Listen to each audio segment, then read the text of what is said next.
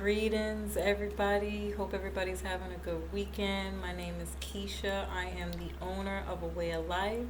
Just wanted to come on here to talk about the full moon in Leo. This is going to be a very inspiring full moon. Before I get into that, I have a few announcements to take. This video might be a tad bit long, so bear with me, everybody. Um, on Monday, tomorrow, the 25th, I'm doing a live with Sophie from London. We will be discussing the lockdown and how that has changed everybody's life, whether it's negative or positive.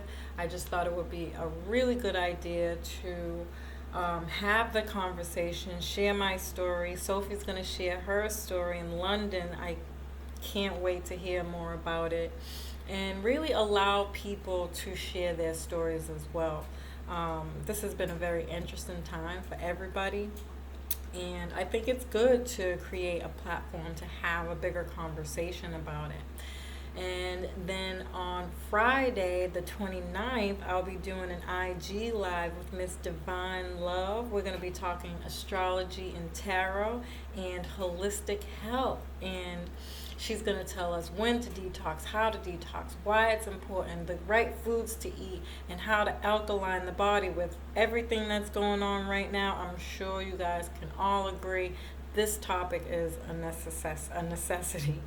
I'll be breaking down the astrology of this time and why these things are coming up, and she'll be breaking down everything else. I cannot wait. Hope you'll join us there on my IG. And then on February 1st, it's not written quite in stone yet, but I'll be doing a live with Miss Janae, one of the readers from the site. We'll be doing the Venus and Aquarius reading. I'm not sure how we're going to be doing it yet. We're working on those specifics now, but we did a Jupiter and Aquarius reading. If you haven't caught that, I definitely still go check that out. That energy is very relevant now. In fact, I will be leaving a link, if I remember, in the description box below for my Jupiter and Aquarius readings. As we enter into February, this energy is going to be reactivated. So I did a Jupiter and Aquarius reading, breaking down the horoscopes for all 12 signs on where this is playing out for you, when you can expect it to come up, etc. I definitely go back and listen to that again. And then on February 6th, I had the great opportunity to be interviewed to go into Miss Simone's magazine and her website that I am super excited about. I can't wait to see how it comes out. This young lady does stories, phenomenal stories on everyday people who are doing phenomenal things. And I just thought to myself, that's phenomenal, right? And and to give gratitude and show thanks for what she does at no cost, by the way. I asked her to come on my IG live to talk about her story, what drew her to do this kind of work, and hopefully all the people who are listening can have the opportunity to reach out to her and, get in her magazine. She is amazing. And then I have a few more things that I'm working on. They haven't quite been written in stone, so you have to stay tuned for that. But without further ado, let's jump in to this Leo new moon happening on the 28th. So, let me just see. Full moons are a time to end something, acknowledge something, or readjust something.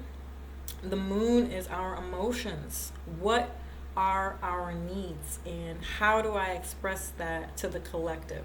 Because Leo is the performer, it's fame, it's being on the world stage, expressing yourself on the world stage. And then Aquarius rules the collective, the people. Aquarius and Jupiter, Jupiter rules joy, exuberance, and just any all-out happiness. And Aquarius is forward movement in that.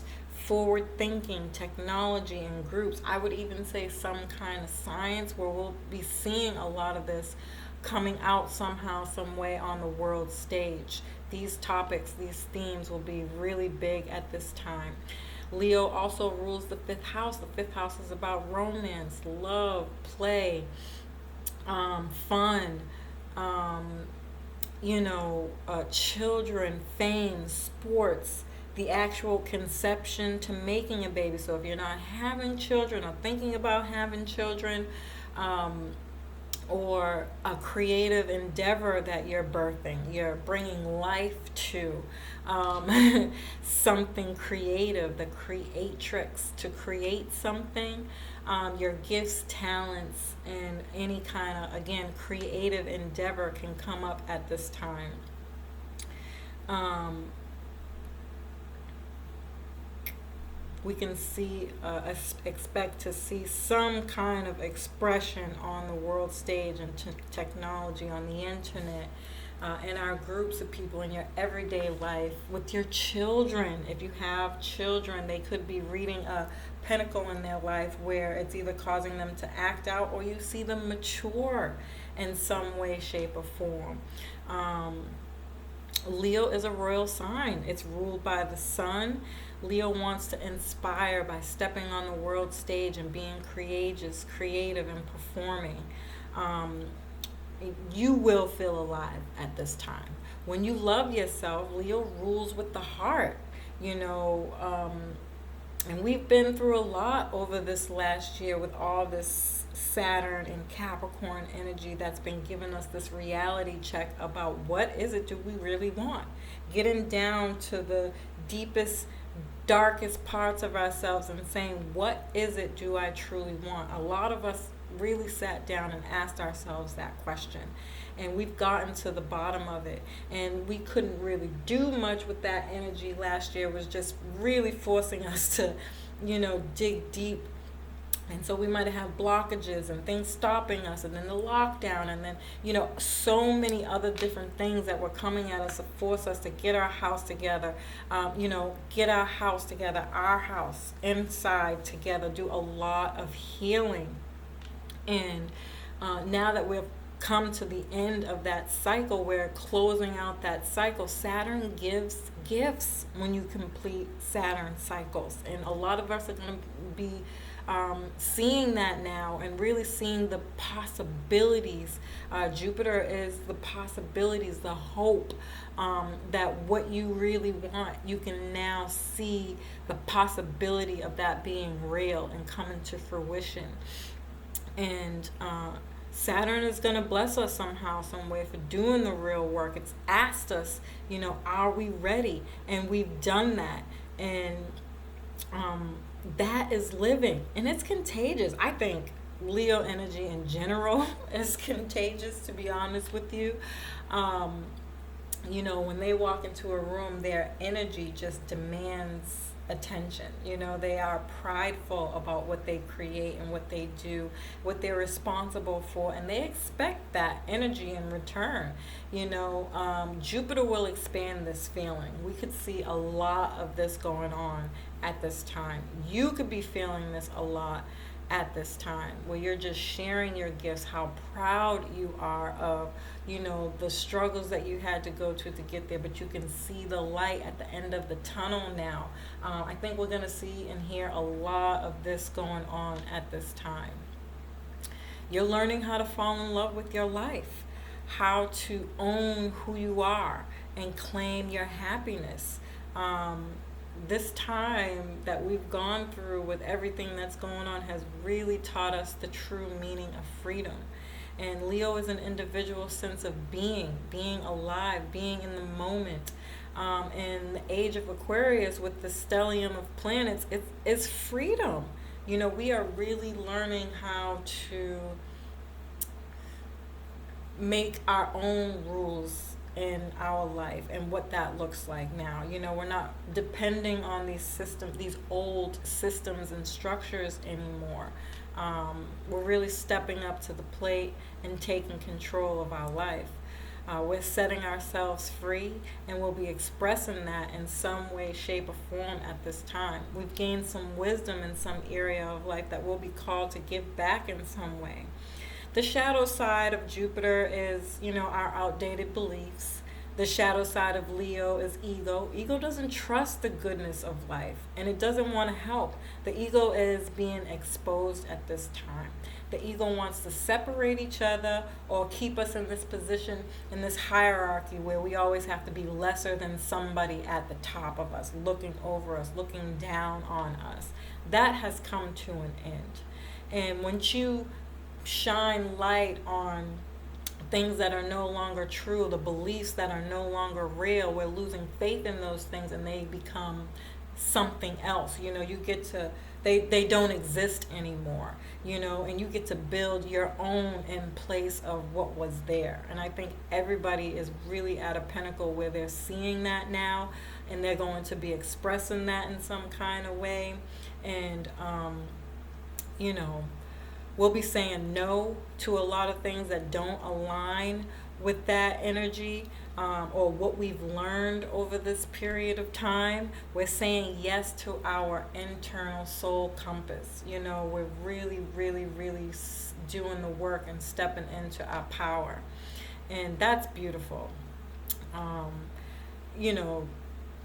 Just to, again, put some reality on it. Leo does rule drama. This could be drama in the light of fame, drama with higher leadership officials, drama with sports, drama around your creative projects and things of that nature. There's always good light and darkness in the same energy. You choose what you give your energy to. Just to keep it real, I have to say that because you get so caught up in all this Jupiterian energy, you forget that life is happening outside of you, which is a good place to be. But Capricorn, Saturn, and Aquarius is still going to be like, you got to be realistic about what's going on. So I had to pause in that moment of greatness just to say that and express that. The sun illuminates Aquarius themes. How can we connect with other people, the world, and groups of people? Aquarius is the audience and Leo is the performer. Leo is asking us to share our dreams, talents, and gifts. How are we sharing that? Does it align with our heart? Leo rules with the heart. And once you're in that heart space, you learn how to give unconditionally. Aquarius is the future. What's next? What's possible? How to expand. We will have a lot of ideas, a lot of communication. We'll be meeting a lot of new people, making new friends, and honor who you are from the heart and build on those relationships to help you get to that dream that you're trying to get to. And then we have Uranus conjunct Mars, T-square the sun and moon. This is an indication that there's going to be a lot of fixed energy being broken up. Again, going back to that Capricorn energy and really expanding on it now, right? Because we can move now. The energy is more free flowing to do as we wish and please. We're not stuck. We're not having blockages or stagnant. So now we're going to get the opportunity to really start to work on a lot of the things that we've been working on throughout this time. And that can feel like an earthquake. It's pressure that has been building up that needs to be released. This time is going to be about loving thy neighbor and coming together to build something for the collective. That is the key. If you hear nothing else that I say during this video, this is the key. To come together to build something for the collective, to align with that Aquarian energy. That's what this time is about. Okay, Saturn conjunct Aquarius comes and brings a reality check to what structures and systems we're building. Again, I warned y'all last year when I did that my video on the Great Conjunction. Saturn is here to stay. Meanwhile, if I didn't say it in that video, I'm going to say it again. Saturn is the ancient original ruler of Aquarius. So while we thought we was getting away from Saturn and Saturn was out of the picture, no. Saturn wasn't having it. Saturn is going to be here to make sure you're doing what you're supposed to be doing. Venus conjuncts Pluto is about loving yourself on a very deep level. Pluto is a very deep sign. Pluto is that energy that um, is in Capricorn and will be for a very long time. I believe until 2023, if I'm not mistaken. And it's been there since 2008, mind you. So it's working here on us. You know, we will get to our deepest, darkest desires. And what we've learned, what has changed in the world, in other people, in values, in our values, and in love. Because remember, Venus just came out of Capricorn. So this ideology of coming together, even in your romantic relationships. Remember, we're in Leo. That's about love, romance, fun, and play. We have Venus in Aquarius. We'll have Venus in Aquarius on February 1st. Venus rules love, money, and all relationships. And now Venus conjunct Pluto. We are really rearranging how we think about love now. People are going to come together in the name of love to build something for everyone.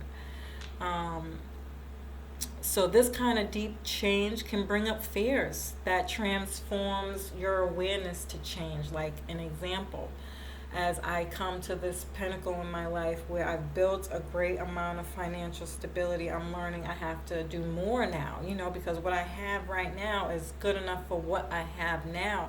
But if I want to grow and expand in this, I have to do more things. And I got to be honest with you.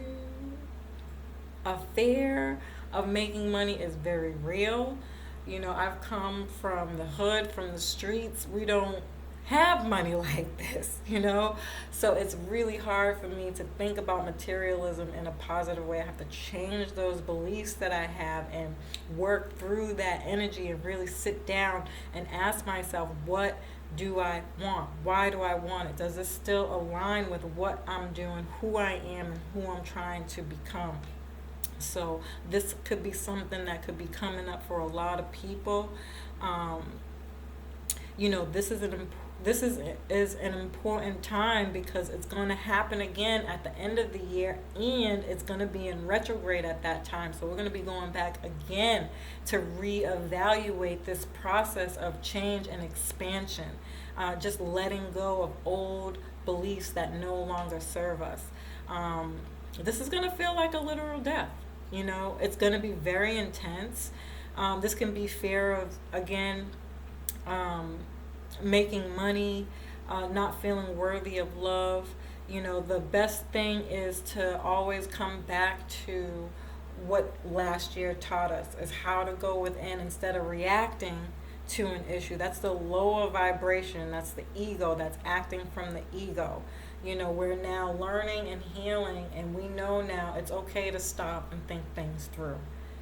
Come up with a plan, write it out, set your goals, and work through them step by step. Don't let anybody rush you, and don't be forced into things that do not align with what you're trying to grow at this time.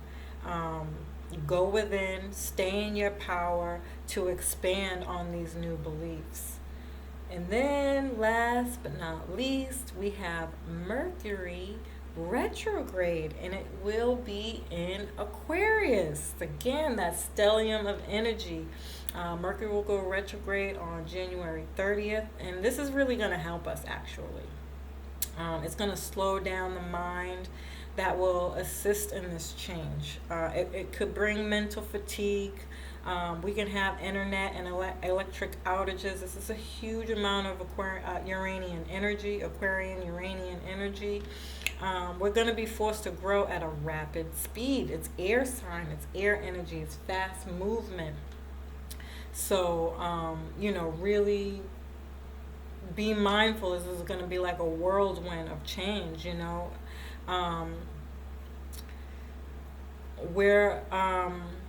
We'll have to adjust, change, transform, and grow for the better. This can be hard to manage, causing issues with the nervous system, Mercury rules the nervous system.